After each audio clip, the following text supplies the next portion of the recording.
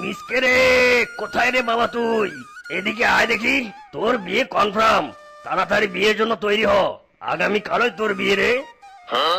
কি সত্যি বলছেন ঘটক সাহেব? আগামী কালে আমার বিয়ে?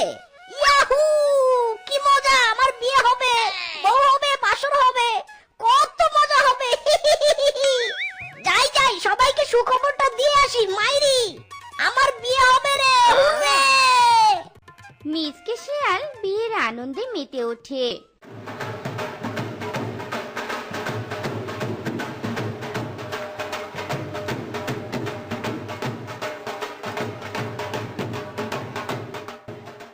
কই দেখি আমার সুন্দরী বউটার একটু চাঁদ মুখখানা।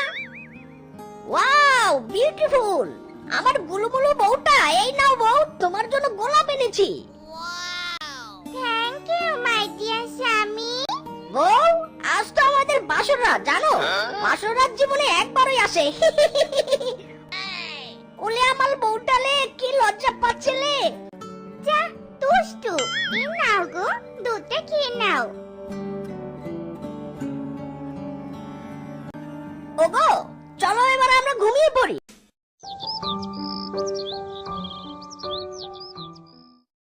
ওগো, খেতে এসো, খাবার রেডি করেছি, গরম গরম খেয়ে নাও।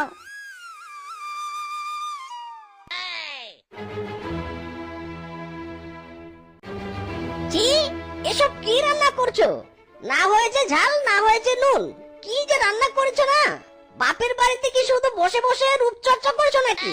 রান্না বান্না শেখনি নাকি? হ্যাঁ, এই, একদম আমার উপর রাগ দেখাতে আসবি নি।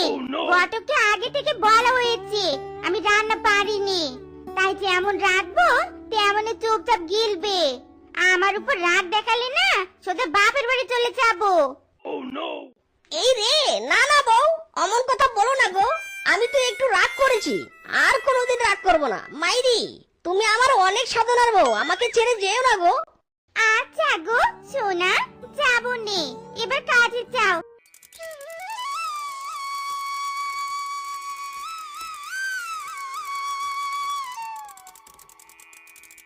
ভাগ্নে, থাম থাম, হাসপাতালে যাবি? আমার মেয়েটা খুবই অসুস্থ, ডাক্তার দেখাবো রে। হ্যাঁ মামি, উঠো, যাবো।